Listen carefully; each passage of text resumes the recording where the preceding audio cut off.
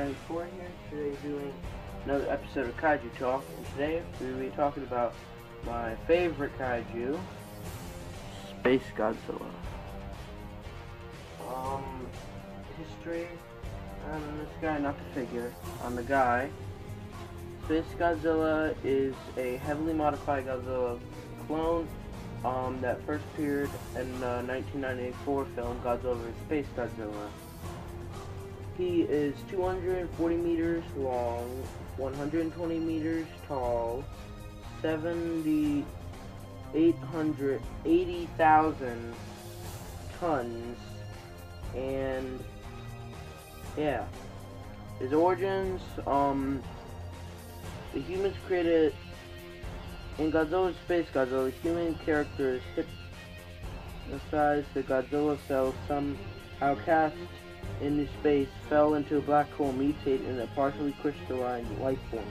When they came out from a white hole, it is not known for certain what caused the Godzilla cells to fall into the black hole, but it is explained in the film that either the cells from Godzilla's previous clone, Biollante, escaped Earth's orbit when she rose into space after battling Godzilla in 1989, or that Mothra unknowingly carried the cells into space when she was going to space to defeat the meteor headed for Earth in 1992. Yeah. So, that's history on him and a little bio. His beam type is Energy Corona Beam. He's only appeared in one movie. He has a flying form and a normal form. And if you didn't know where I'm getting this from, yeah, I printed this out and just reading information on it. And if you want an accurate picture of Spacegodzilla, there's an accurate picture if you did not know. This is the Trendmaster's figure, so it looks really weird. All colorful. But this is what it was based off on the poster. But anyway, so yeah. Spacegodzilla is, if you saw my top 10 kaiju, is my favorite kaiju of all time. He has a very mysterious origin on Biollante and Mothra, how they contributed to him. So, yeah. He fought Godzilla and Mothra in 1994. This ain't accurate at all, but close enough. Yeah. Now, Spacegodzilla is my favorite kaiju because he is powerful. If you saw the movie, which if you haven't by now, go check it out. It's a really good film. Godzilla vs. Spacegodzilla is it's not one of my favorites, but, it is one of my favorites, but it's not my favorite. But anyway, they made him look very dark and mysterious. Now, of course, this guy doesn't look like that. He looks like he's a Skittles mascot or something like that, but in the movie, he's a dark purple, blood coursing through him. His eyes glow like dark orange and stuff. He just looks very, very fierce. He's larger than Godzilla. Now, again, I don't have an accurate representation yet. I, again, don't have enough money to get the SH Monster Arts one yet. Still saving up. Also, if you excuse any background noise you may hear, I don't know if you heard that, but my cat really wants to get in my room. She like bangs on the door and stuff and meows. It's pretty weird. But yeah. I like Spacegodzilla. He's an evil guy. I think he's the darkest kaiju. He's the evilest. He's smartest. He's just super powerful. I mean, he has telekinetic abilities.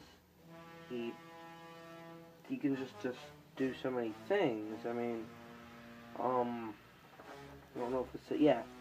He can fire a corona beam from his mouth, and he can control.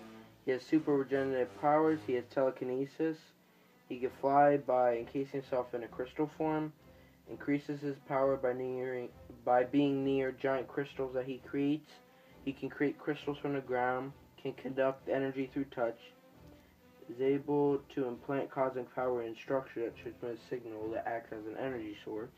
He encase his body in a shield to deflect projectiles. So if he's breathing his atomic breath, he can make a shield and it'll block it.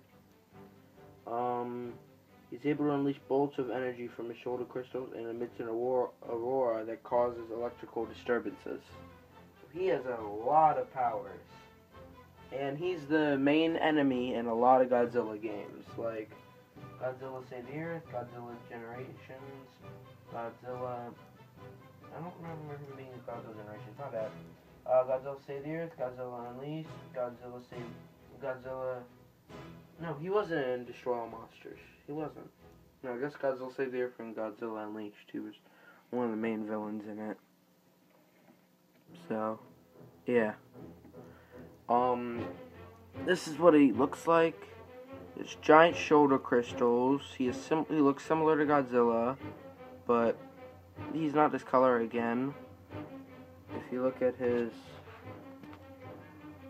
face, he has tusks and a crown, and very sharp crocodilian-like head, large claws, normal kind of feet, and a tail with like a forked crystal thing on the end.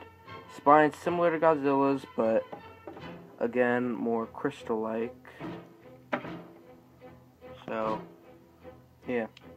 I like Spacegodzilla because, again, in the movie, he was very evil. He was destructive. He destroyed a lot of things. He destroyed a whole city and made it like his empire. He was clever. He took on 2 monsters at once, and personally, I think he could kill almost any Godzilla monster. I think he could kill, and I hate it when people say that in a fight Destroyer would win. No, I think Spacegodzilla could kill Destroyer. Because if you think about it, Destroyer was palely comparison to Godzilla, and Spacegodzilla basically is Godzilla just with a bit of extra powers, when you think about it like that. And he does need more energy. That's about it. So I think he could beat Destroyer. I think the only Kaiju that might be able to beat him is maybe Monster X / Kaiju Ghidorah. And obviously Godzilla, but I think that's about it. So I don't have a lot to talk about in Spacegodzilla besides him being my favorite Kaiju of all time.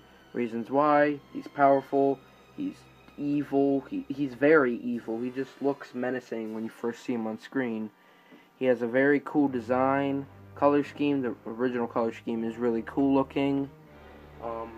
He has like a crocodilian head as opposed to the sort of circular head Godzilla has. Yeah, so that's why I like him. I said the stats on him, his film appearance. Oh, he also did appear on Godzilla Island, but I never watched that, so I think that was like a toy kind of thing, maybe? I don't know. But yeah, so 1 film appearance, unless you count Godzilla Island. He has over 10 different, 10 or 11 different Godzilla video games he's in it, for all kinds of systems. Sadly, he wasn't in the PS3/PS4 game that's coming out, or is out in Japan. I wish he was, because that would have been so cool. But, you know, whatever. Many powers. His origin, he was created from Biollante or Mothra, although I think that was a mix of both, maybe, but it makes sense more to be Mothra, because if you remember, Godzilla vs. King Ghidorah was in 1991, and that erased Godzilla from history. So if Godzilla never existed, there were no cells to create Biollante, and I doubt they used King Ghidorah cells to create Biollante. So if there were no cells to create Biollante, then how could Biollante basically never existed. If Biollante never existed, then how could her cells go into space? And the Mothra movie, Godzilla vs. Mothra in 1992, was after 1991, so it makes more sense for it to be the Mothra thing, where she carried some Godzilla cells into space more than Biollante, because Biollante never existed. That's what I think on it. So, yeah, thank you for watching this episode of Kaiju not Kaiju Discussion. That's Koji Fan 93 thing. Kaiju Talk. If you're new to the channel, click that subscribe button, that like button. I appreciate it. And I will see you next time. And next time, we will be talking about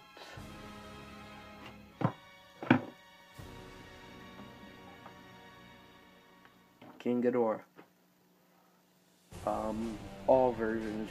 GMK, and Millennium, Showa, and Heisei. All versions. So this guy will be in the next Kaiju discussion. But thank you all for watching again. And I'll see you in the next video. Goodbye.